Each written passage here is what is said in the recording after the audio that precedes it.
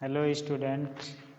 Today we discuss about the X-ray diffraction or scattering system में क्या क्या होता है।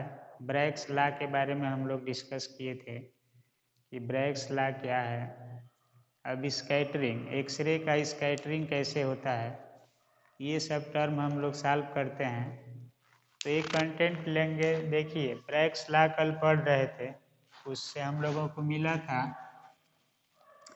लास्ट रिजल्ट आया था 2d sin theta equal to n lambda, ये टर्म मिला था, उसको ब्रैग्स लॉ कहा गया था। अब ब्रैग्स लॉ से एक टर्म डिफाइन होता है, कई चीज़ें निकाली जाती है क्रिस्टल में। तो जियोमेट्रिकल फैक्टर एक चीज़ हम लोग इसमें देखिए, जो कल पढ़े थे उसी के आगे हम लोग जो एक्सप्लेनेशन किए थे उसमें आगे लेंगे एक term again Bragg's law. Bragg's law have two usual applications. एक को कहते हैं एटॉमिक स्कैटरिंग फैक्टर और एक होता है जियोमेट्रिकल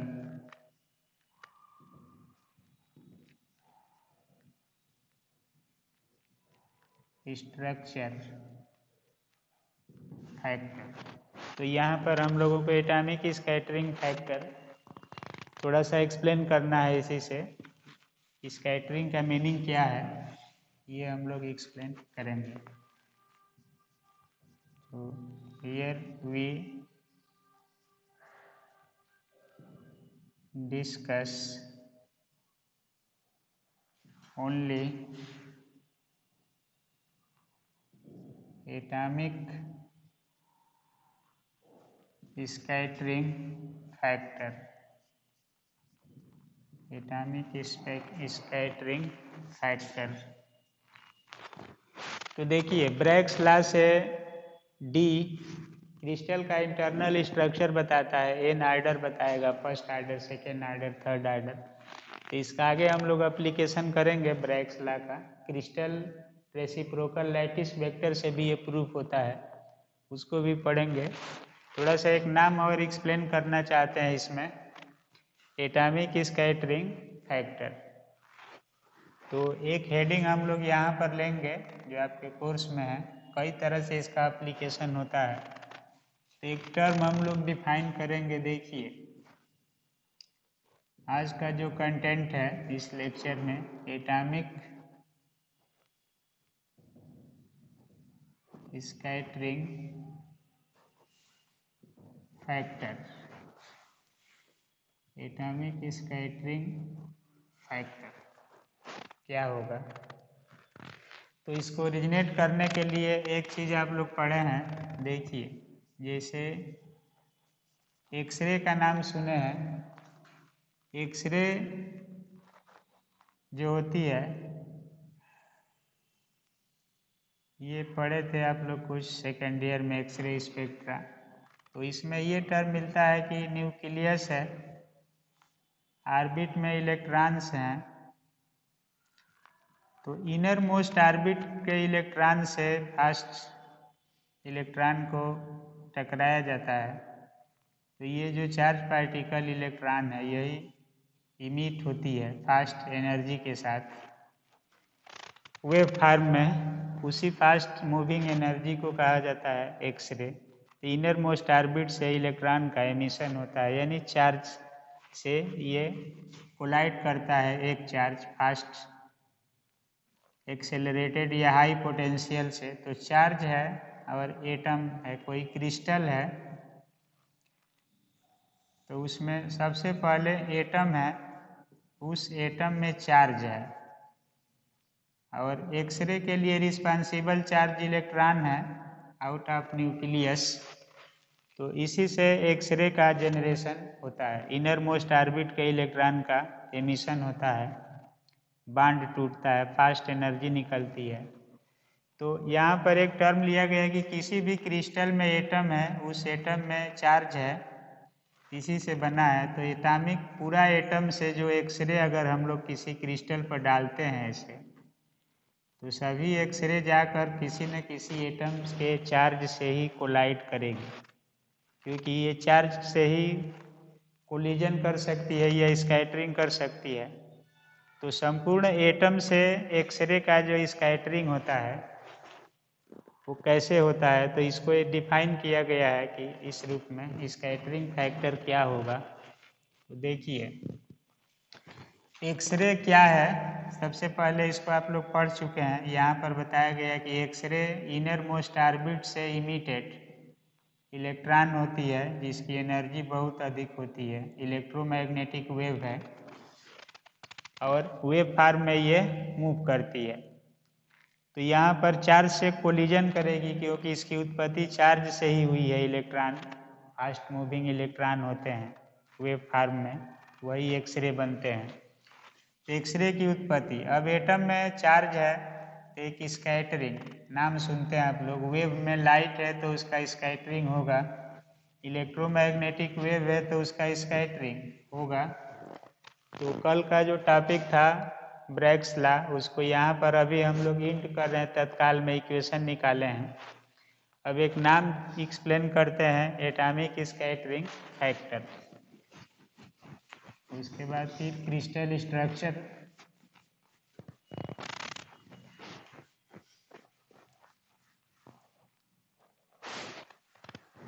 तो देखिए यहाँ पर एक हम लोग मीनिंग लेंगे, since X-ray is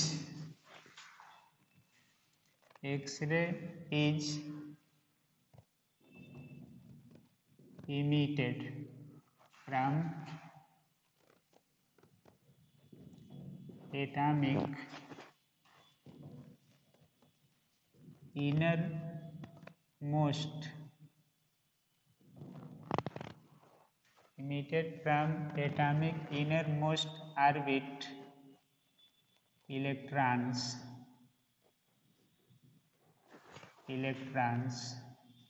and an atom contains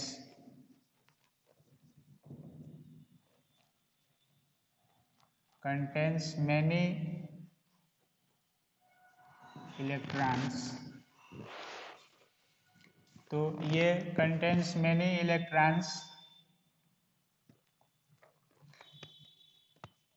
and also incident X-ray is strike means collide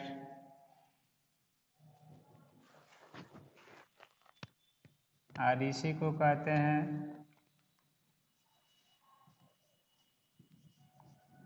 collide है। और स्कैटरिंग पढ़े थे आप लोग, elastic scattering, in elastic collision. तो strike also incident X-ray is strike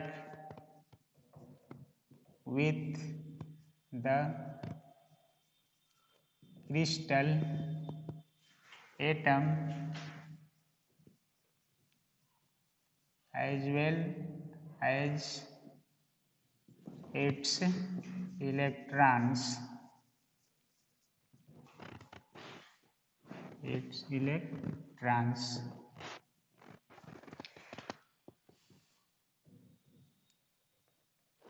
तो देखिए इसका मीनिंग ये है कि जो इंसिडेंट एक्सरे होगी, जैसे कहीं भी क्रिस्टल है, ऐसे मान लीजिए कि कोई क्रिस्टल है, उसमें एटम है ऐसे, एटम मीन्स स्फेरिकल स्ट्रक्चर। तो कोई एटम है और इसमें इलेक्ट्रॉन्स हैं, न्यूक्लियस है, इसके चारों ओर ऑर्बिट्स हैं, उस ऑर्बिट्स में इलेक्ट्रॉन होंगे। तो एक स्मॉल एलिमेंट लिया जाए इस एटम का और इस पर एक्सरे को मान लिया जाए कि कहीं से एक्सरे आ रही है, ऐसे पैरेलल, यहाँ से स्कैटर्ड होकर जा रही है, या ये रेज इधर अंदर जा रही है, कहीं से स्कैटरिंग हो रही है, तो इसमें इलेक्ट्रॉन होंगे, कहीं ना कहीं चार्ज होंगे, तो ये स्कैटर्ड होकर जा रही है। ये यहाँ से स्कैटर्ड होकर कैसे जा रही है। स्कैटर्ड का मतलब है कि इंसिडेंट एक्सरे जो होगी पहले एब्जॉर्ब होगी, उसके बाद एमिट होगी, तो उसी रेज को कहा जाता है स्कैटरिंग होगा। तो यहाँ से जो रेज यहाँ से जा रही है ऐसे,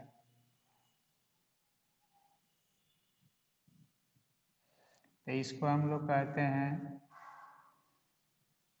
स्कैटर्ड एक्सरे, और इसको कहेंगे हम लोग इंसिडेंट एक्सरे।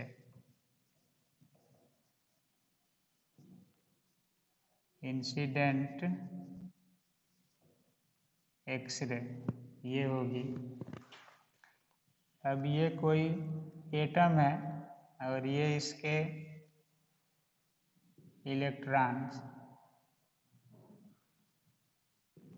इलेक्ट्रॉन्स होंगे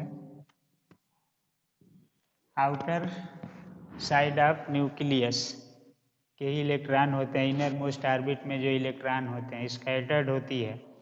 अब देखिए, अगर हम लोग इस स्कैटर्ड वेव या स्कैटरिंग प्रोसेस का स्टडी करते हैं तो क्रिस्टल के अंदर इलेक्ट्रॉनिक डिस्ट्रीब्यूशन क्या है, तो इसका एक लंबा हिस्ट्री है फिजिक्स से। देखिए, जैसे आप लोग नाम सुनते हैं कि एक साइंटिस्ट थे रंगटन, जिन्होंने 1895 में एक्सरे की खोज किया था। न्यूक्लियर फिजिक्स की खोज करते करते इन्होंने एक्सरे का खोज किया। उसके बाद इस एक्सरे की सहायता से बहुत सारी प्रॉपर्टीज निकाली गई कि क्या होगा, कैसे हम लोग कोलिजन कराएंगे किसी चीज़ का, एक्सरे क्या होगी।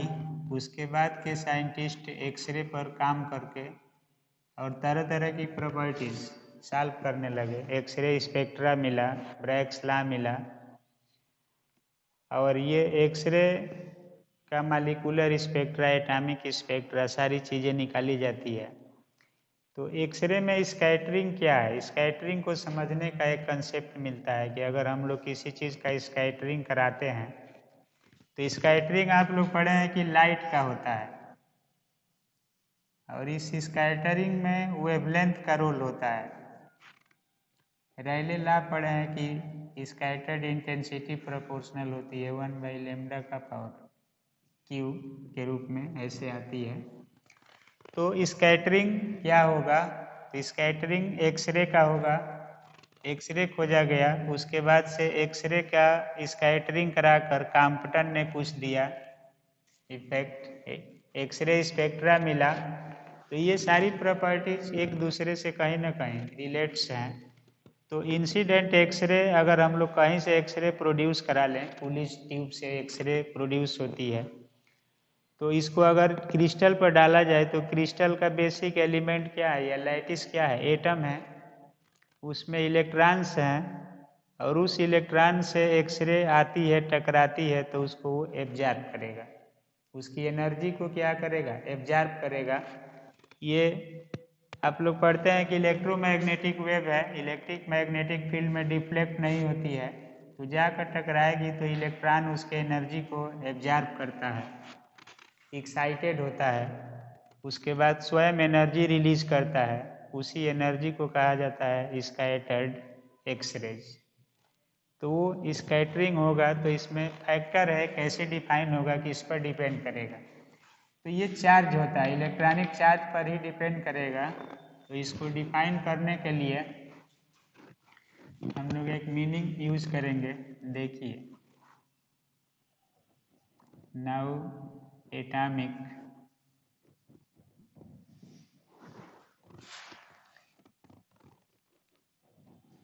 scattering factor is defined as, देखिए, the total wave scattered by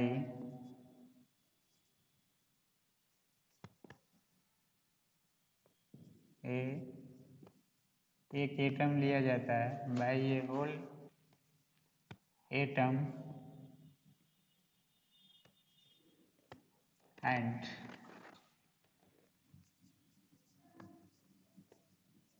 scattered wave by a single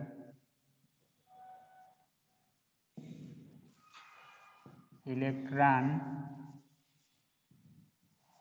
of that atom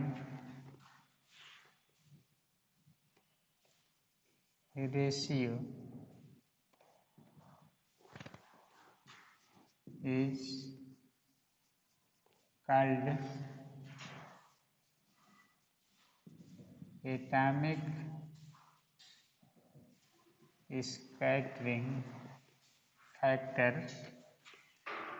scattering factor, and denoted by F और DF, इसे दिखाते हैं हम F से या DF से। सो F इक्वल टू मान लेंगे हम लोग एम्पलीट्यूड के टर्म में या इंटेंसिटी के टर्म में या वेव के टर्म में ले लेते हैं हम लोग। Total wave scattered by an atom upon wave scattered by an electron,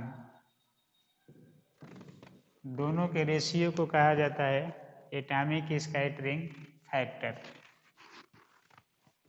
एक सिंगल इलेक्ट्रॉन से वेव स्कैटर्ड होगी और टोटल वेव स्कैटर्ड होगी, तो ये मीनिंग से डिफाइन होगा एटॉमिक स्कैटरिंग फैक्टर। अब ये फाइंड कैसे होगा, देखिए, इसमें हम लोग लेंगे in the crystal atom work as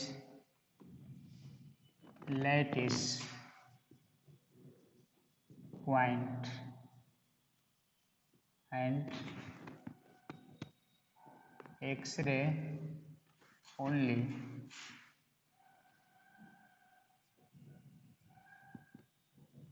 scattered or diffracted। दो प्रॉपर्टीज है, diffracted by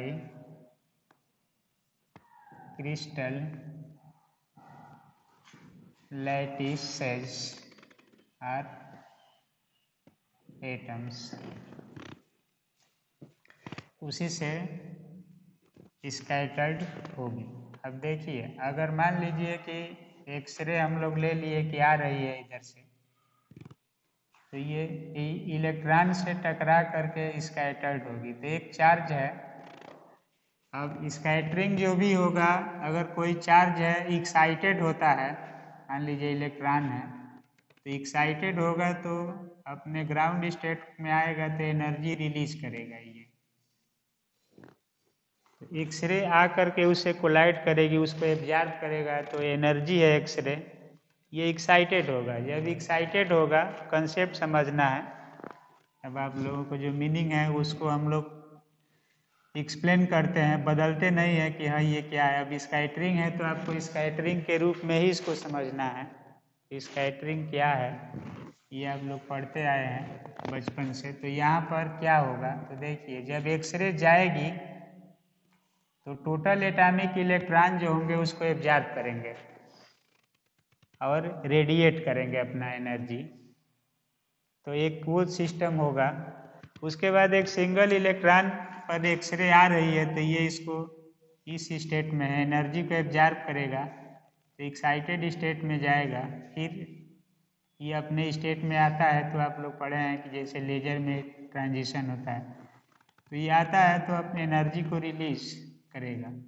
तो ये एनर्जी जो होगी लाइट के रूप में या वेव के रूप में, तो ये किस रूप में चलेगी, वेव। तो एक इलेक्ट्रॉन जो वेव क्रिएट कर रहा है वही होगा wave scattered by an electron.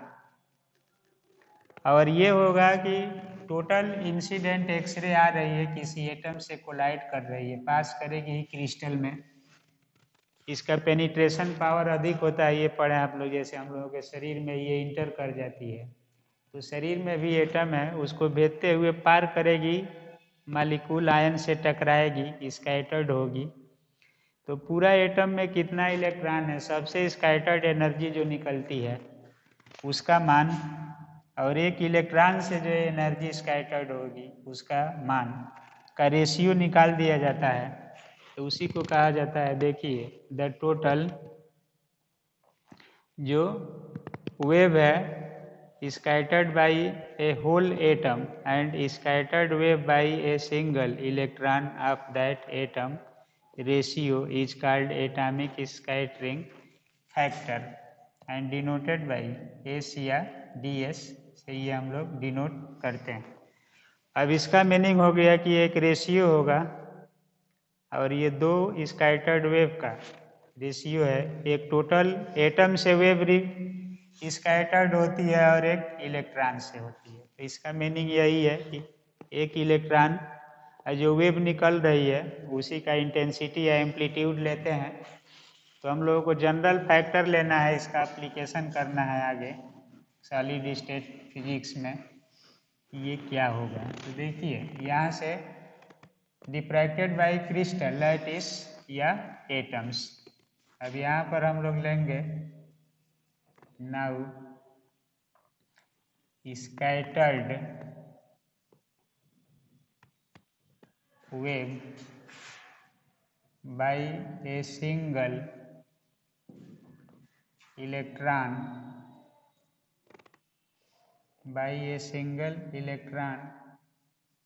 is, electron कह सकते हैं या चार्ज, is given by, एक इलेक्ट्रॉन से वेव जो निकलेगी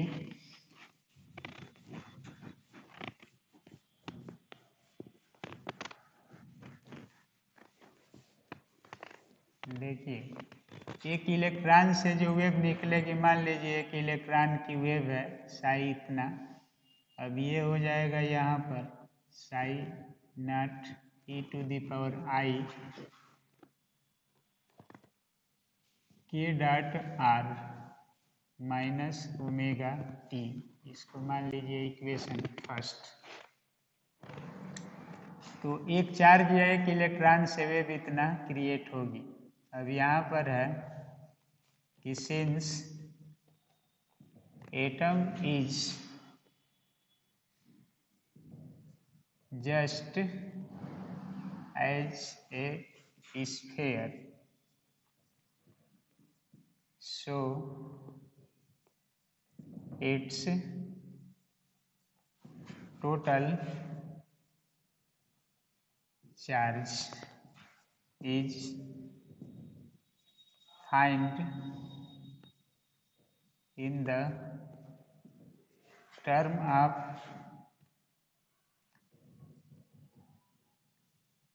volume charge density. Volume charge density rho से दिखाते हैं एज। तो देखिए वॉल्यूम चार्ज डेंसिटी का फार्मूला होता है चार्ज अपॉन वॉल्यूम। तो चार्ज को डी क्यू लिख देंगे और वॉल्यूम को डी टाउ ले लेंगे, या डी भी मान लीजिए डी टाउ है, इतना से डिनोट कर दिए। अब देखिए इसकी वैल्यू जो होगी total charge d q equal to rho into d tau, या क्यू इक्वल टू लिख सकते हैं रो इंटू डी टाउ, इतना लिख सकते हैं हम लोग, इंटीग्रेट कर दें तो ऐसे आप लोग क्यू को लिख देते हैं डी क्यू या रो डी टाउ। इसको मान लेंगे इक्वेशन 2, चार्ज डेंसिटी के रूप में ये टर्म मिलेगा।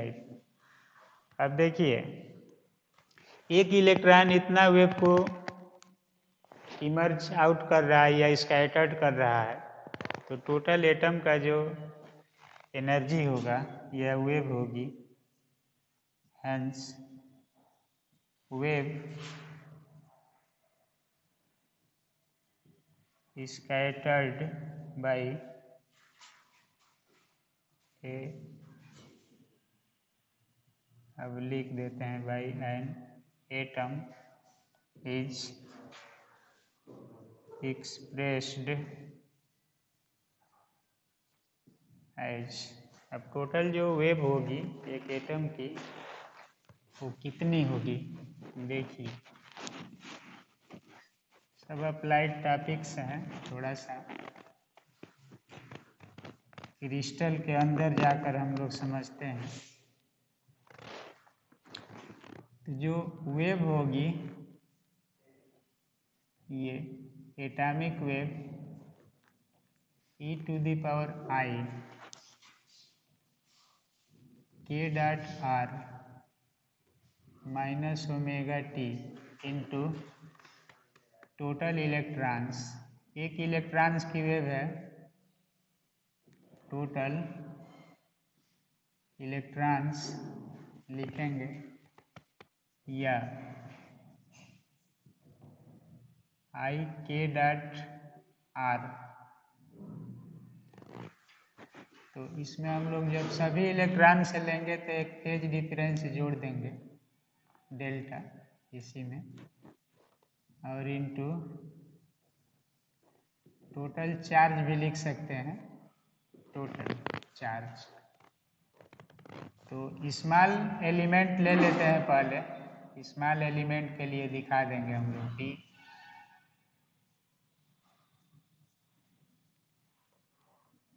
साई पे। तो ये हो गया आई K dot R minus omega T plus delta, और टोटल चार्ज हम लोग स्मॉल ले रहे हैं तो इसको लिख देंगे डी क्यू, इंटीग्रेट करेंगे तो टोटल चार्ज निकल जाएगा, कितना होगा। अब देखिए इसको हम लोग लिख सकते हैं डी साई स्मॉल एलिमेंट के लिए। तो इसकी वैल्यू जो होगी, जैसे इंटीग्रल हम लोग ले रहे हैं इतना के टर्म में फाइंड करना है, तो ये हो गया साई ई का power I K dot R minus omega T और ई का पावर आई डेल्टा और डी क्यू, इतना लिख सकते हैं इसको। तो डी क्यू की वैल्यू आ रही है रो इंटू डी टाउ, इतना लिख सकते हैं यहाँ से। अब देखिए इसका जो टोटल वेव होगी हम लोग फाइंड करेंगे, तो इंटीग्रेट कर देंगे, तो यहाँ से साई ए इक्वल टू इंटीग्रल हो जाएगा डी साई ए, या इसको लिखेंगे के dot R minus omega T I delta और इंटीग्रल रो डी टाउ, इतना लिख सकते हैं। अब देखिए, नाउ एटॉमिक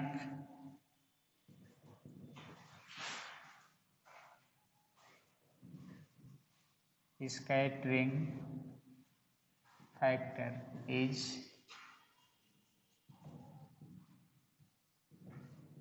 given by, थोड़ा इसमें धीरे स्याही थोड़ा डाल दीजिए।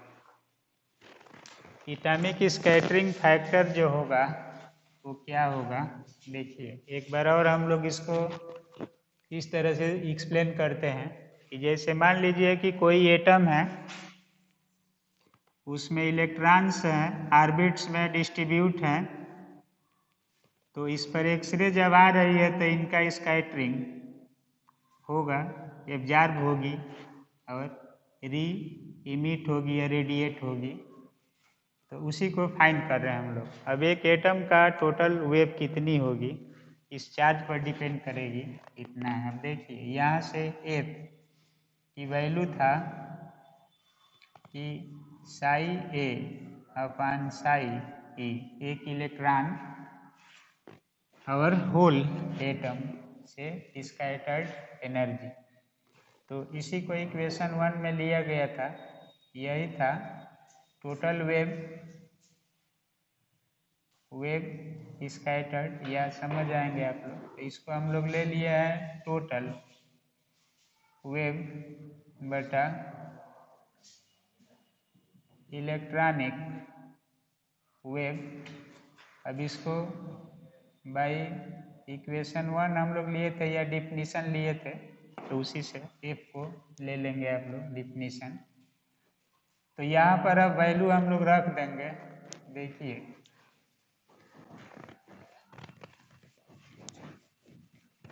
Total wave electronic wave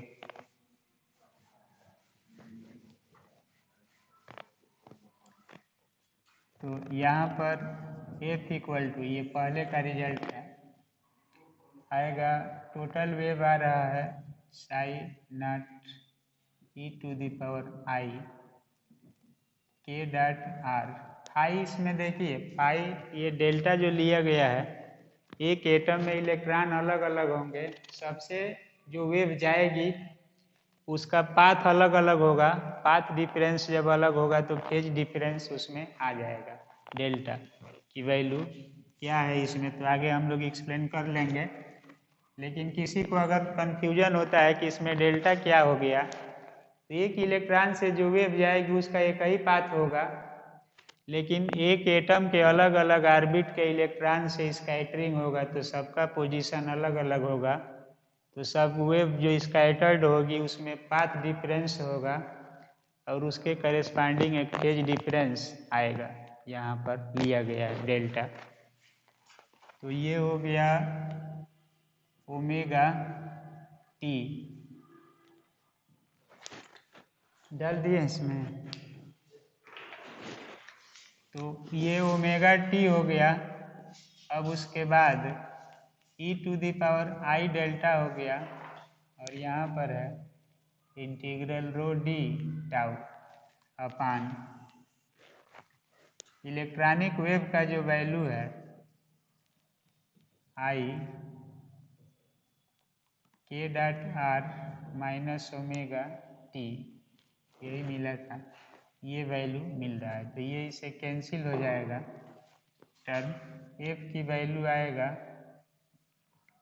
E to the power I delta integral rho D tau F.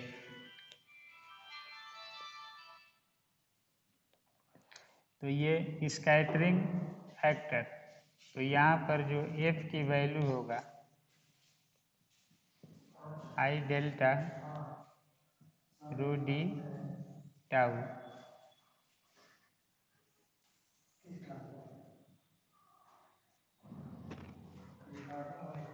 इतना मिलेगा। मान लीजिए कोई इक्वेशन है थर्ड, तो ये होता है, this is called general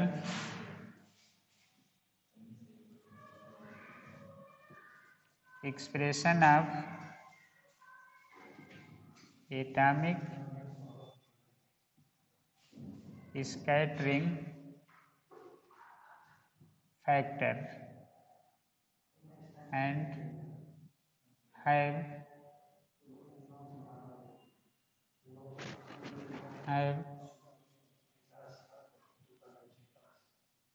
following significance.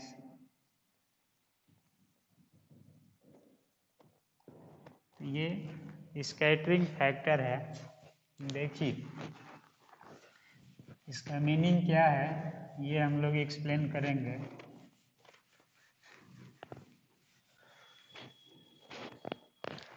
तो इसमें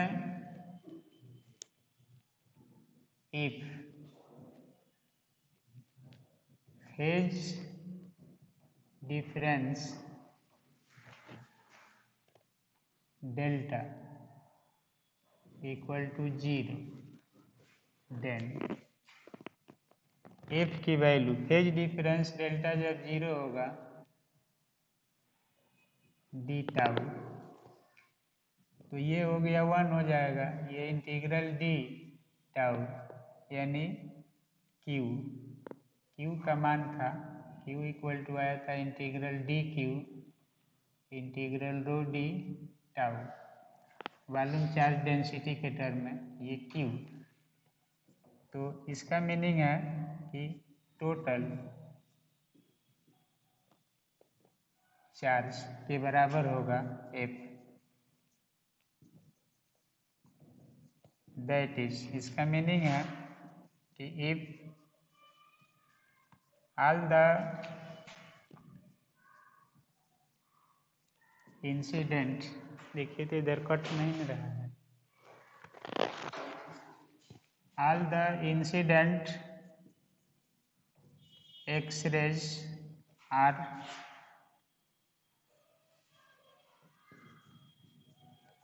in the same phase,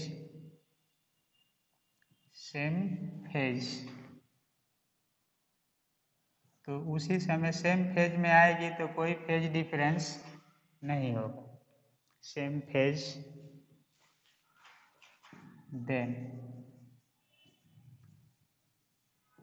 atomic scattering factor is equal to the total charge of crystal atom, जिस पर डाली जा रही है उसके एटम के टोटल चार्ज के इक्वल होगा। यानी चार्ज अगर एटम का पता है तो स्कैटरिंग फैक्टर उसी से लिया जाएगा। कुल मिलाकर के एटॉमिक स्कैटरिंग फैक्टर जो है चार्ज पर डिपेंड करेगा, क्योंकि एक्सरे स्वयं एक चार्ज से प्रोड्यूस होती है, उत्पन्न हुई है, तो ये चार्ज से ही रिलेटेड होगा। दूसरा है कि if delta not equal to 0, that is there is a definite phase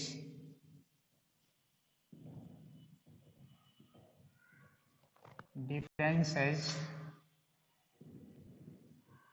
in the incident X-rays, then incident X-rays, then जो एफ होगा, अब ये 0 के बराबर नहीं है तो इसका कुछ मान होगा, डेल्टा का कुछ मान होगा। तो ये जो होगा कुछ वैल्यू इसकी होगी, तो इसको आप लोग e का पावर i थीटा पढ़ते हैं, कुछ न कुछ मिलेगा। जैसे मान लीजिए कि ये हो गया कि कास डेल्टा प्लस आई साइन डेल्टा के रूप में ये मिलेगा। मीनिंग पहले हम बता दे रहे हैं, देखिए आप लोग, ये इस रूप में मिलेगा। अब इसमें है कि इफ डेल्टा इक्वल टू, अगर क्रिस्टल पर डाली जा रही है तो ओरिएंटेशन फिक्स होगा, तो एक रेगुलर आर्डर में ये मिलेगा डेल्टा। अगर मान लीजिए कि हम लोगों के पास फेज डिफरेंस आ जाता है पाई या पाई/2 या 3π/4 जितना दिया जाए या 2 ऐसे, तो इस पर हम लोग मान लें इसको किसी एक वैल्यू पर, तो e⁻i डेल्टा निकलेगा, कितना होगा। अब काश मान लीजिए कि पाई रख दें प्लस आई साइन, पाई पर ले लें हम लोग डेल्टा इक्वल टू पाई, तो ये मान कितना आ जाएगा हमारा -1, ये 0 हो जाएगा। तो इसकी वैल्यू कुछ ना कुछ निकल जाएगी। मीनिंग समझना है भी आप लोगों को। देखिए तो इसकी वैल्यू निकल जाएगी कुछ ना कुछ यहाँ पर, और टोटल चार्ज में मल्टीप्लाई होगा। माइनस का मीनिंग है कि रेडिएशन का डायरेक्शन क्या होगा, चेंज होगा इंसिडेंट से। तो यहाँ पर टर्म हम लोग कहने का मीनिंग है कि जो भी डेल्टा दिया रहेगा उस समय आपका यही फार्मूला काम करेगा। इसका यूज करके आप कहीं भी निकाल सकते हैं।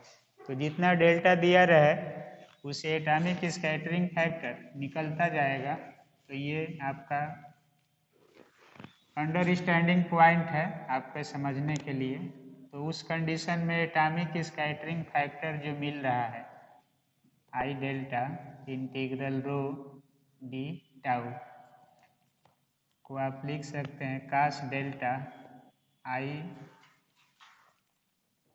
साइन डेल्टा होगा इंटीग्रल रो डी टाउ लिख सकते हैं, या f equal to sine delta into q, क्योंकि क्यू का ही मान होता है ये। तो इतना में 4 से मल्टीप्लाई हो जाएगा, फेज आ जाएगा। तो इसे आप निकाल सकते हैं इस एटॉमिक स्कैटरिंग फैक्टर। क्यू की वैल्यू है integral rho D tau equal to total charge. तो फेज डिफरेंस 0 है, तो टोटल चार्ज ही एटॉमिक स्कैटरिंग फैक्टर को बताएगा। अगर 0 नहीं है, कुछ दिया हुआ है, तो आप इसे आप फाइंड कर लेंगे। अगर यहाँ भी फेज डिफरेंस 0 है तो साइन 0 का मान 0 हो जाएगा, काश 0 1 हो जाएगा, क्यू हो जाएगा। और इसी से आप इसको फाइंड करते रहेंगे एटॉमिक स्कैटरिंग फैक्टर। तो 10 एटॉमिक scattering factor is